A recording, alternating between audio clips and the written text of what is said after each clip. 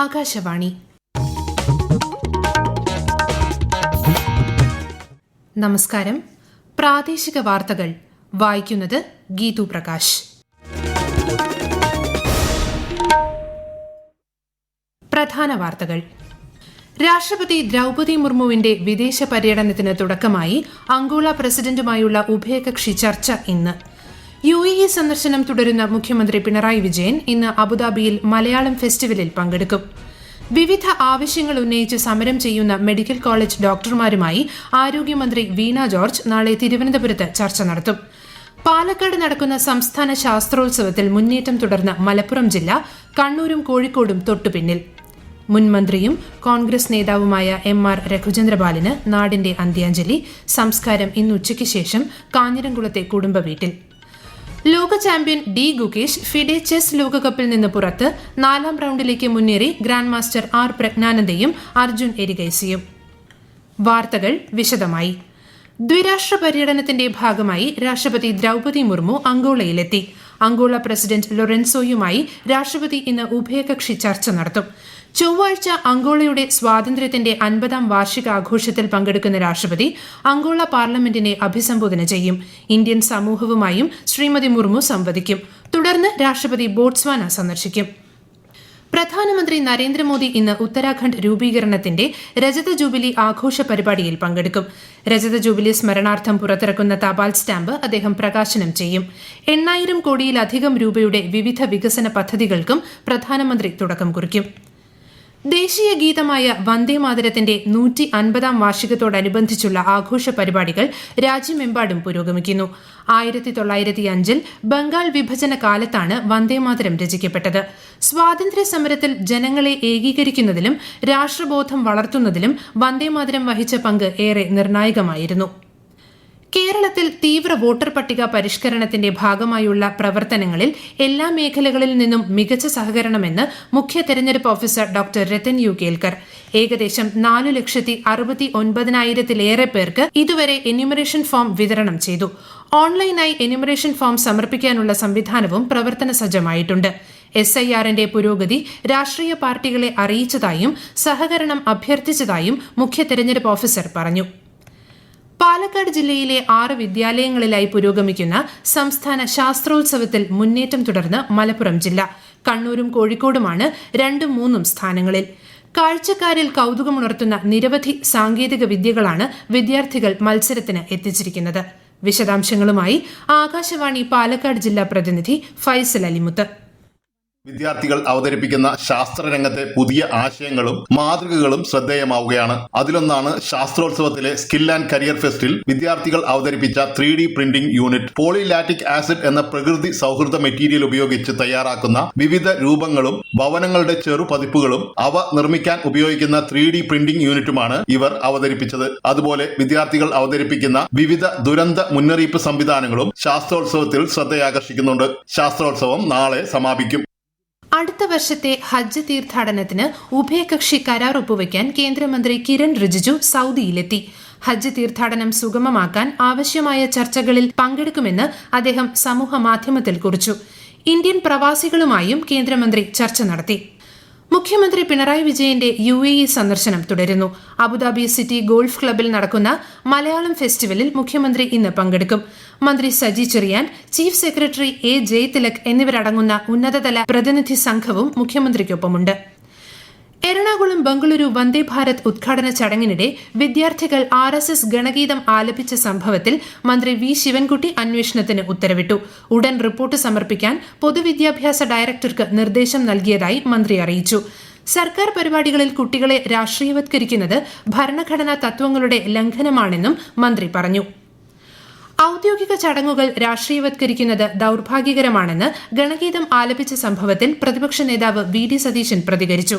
അതേസമയം ഗണഗീതം ആലപിച്ചതിൽ തെറ്റില്ലെന്നും മറ്റു വിവാദങ്ങളിൽ നിന്ന് ശ്രദ്ധ തിരിക്കാനുള്ള ശ്രമമാണിതെന്നും കേന്ദ്ര സഹമന്ത്രി ജോർജ് കുര്യൻ പറഞ്ഞു. ശമ്പള കുടിശ്ശിക, ഡോക്ടർമാരുടെ നിയമനം തുടങ്ങി വിവിധ ആവശ്യങ്ങൾ ഉന്നയിച്ച് സമരം ചെയ്യുന്ന മെഡിക്കൽ കോളേജ് ഡോക്ടർമാരുമായി ആരോഗ്യമന്ത്രി വീണ ജോർജ് നാളെ തിരുവനന്തപുരത്ത് ചർച്ച നടത്തും. അധ്യാപക സംഘടനയായ KGM-CTA-യുടെ നേതൃത്വത്തിൽ ഈ മാസം 13-ന് സമ്പൂർണ്ണ പണിമുടക്ക് പ്രഖ്യാപിച്ച സാഹചര്യത്തിലാണ് ചർച്ച. KGMCTA 3 ആഴ്ചയായി OP ബഹിഷ്കരണം അടക്കമുള്ള നിസ്സഹകരണ സമരത്തിലാണ്. ഈ വാർത്തകൾ ആകാശവാണിയിൽ നിന്ന്. ആകാശവാണി വാർത്തകളും വാർത്താധിഷ്ഠിത പരിപാടികളും All India Radio News Thiruvananthapuram YouTube ചാനലിലും All India Radio News Thiruvananthapuram Facebook പേജിലും AR News_ തിരുവനന്തപുരം ഇൻസ്റ്റഗ്രാം അക്കൌണ്ടിലും AR News_TVM X ഹാൻഡിലും ലഭ്യമാണ്. ഇന്ന് മുൻ രാഷ്ട്രപതി KR നാരായണന്റെ 20ാം ചരമവാർഷിക ദിനം. രാവിലെ നിയമസഭാ സമുച്ചയത്തിലെ KR നാരായണൻ പ്രതിമയിൽ ഡെപ്യൂട്ടി സ്പീക്കർ ചിറ്റയം ഗോപകുമാർ പുഷ്പാർച്ചന നടത്തി. KR നാരായണന്റെ സ്മരണയിൽ രാജ്ഭവനിൽ സ്ഥാപിച്ച അർദ്ധകായ പ്രതിമ കഴിഞ്ഞ മാസം രാഷ്ട്രപതി അനാച്ഛാദനം ചെയ്തിരുന്നു. മുൻ മന്ത്രിയും കോൺഗ്രസ് നേതാവുമായ MR രഘുചന്ദ്രപാലിന് നാടിന്റെ അന്ത്യാഞ്ജലി. കാഞ്ഞിരംകുളം ദൃശ്യ ഓഡിറ്റോറിയത്തിലെ പൊതുദർശനത്തിന് ശേഷം ഭൌതികദേഹം വൈകുന്നേരം 3 മണിക്ക് കാഞ്ഞിരംകുളത്തെ കുടുംബ വീട്ടിൽ സംസ്കരിക്കും. DCC ഓഫീസിൽ പൊതുദർശനത്തിന് വെച്ച മൃതദേഹത്തിൽ രാഷ്ട്രീയ, സാമൂഹ്യ, സാംസ്കാരിക രംഗത്തെ പ്രമുഖർ അന്തിമോപചാരം അർപ്പിച്ചു.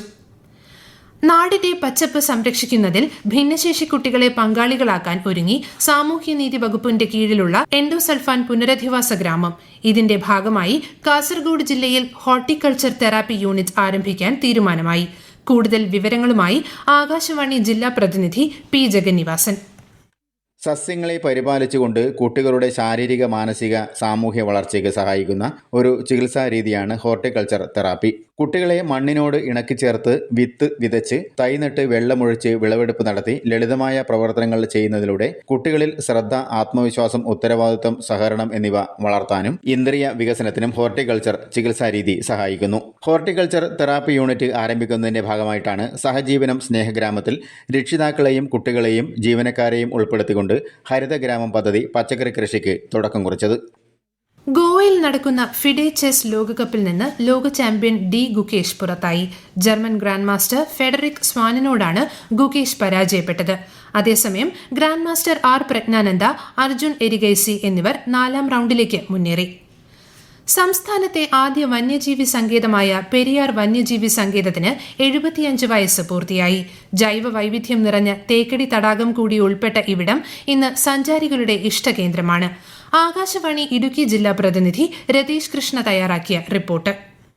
1950-ൽ പെരിയാർ വന്യജീവി സങ്കേതമായി നാമകരണം ചെയ്ത ഈ സംരക്ഷിത മേഖല കടുവ സംരക്ഷണ പ്രവർത്തനങ്ങൾ നടപ്പിലാക്കി ഇന്ത്യയിലെ 10ാമത്തെ കടുവാ സങ്കേതമായി മാറിയിട്ട് 75 വർഷമായി. ലോകത്തിലെ 34 ജൈവ വൈവിധ്യ മേഖലകളിൽ ഉൾപ്പെട്ട പശ്ചിമഘട്ട മലനിരകളിൽ സ്ഥിതി ചെയ്യുന്ന ഈ സംരക്ഷിത മേഖലയ്ക്ക് 925 സ്ക്വയർ കിലോമീറ്റർ വിസ്തീർണമുണ്ട്. തേക്കടി തടാകത്തിലൂടെ ബോട്ടിൽ സഞ്ചരിച്ച വന്യജീവികളെ അടുത്തു കാണാനും നിരീക്ഷിക്കാനുമുള്ള അസുലഭ അവസരം ഇവിടെ ലഭിക്കും. വന്യജീവി പരിപാലനത്തോടൊപ്പം തന്നെ വന ആശ്രിത സമൂഹങ്ങളെ ഉൾപ്പെടുത്തി രൂപീകരിച്ചിട്ടുള്ള ഇക്കോ ടൂറിസം പ്രവർത്തനം വന്യജീവി പരിപാലനത്തിന് ഒരു മുതൽക്കൂട്ടാകുകയും അത് പ്രാദേശിക ജനങ്ങളുടെ സാമൂഹിക, സാമ്പത്തിക ഉന്നമനത്തിന് കാരണമാകുകയും ചെയ്തു വരുന്നു.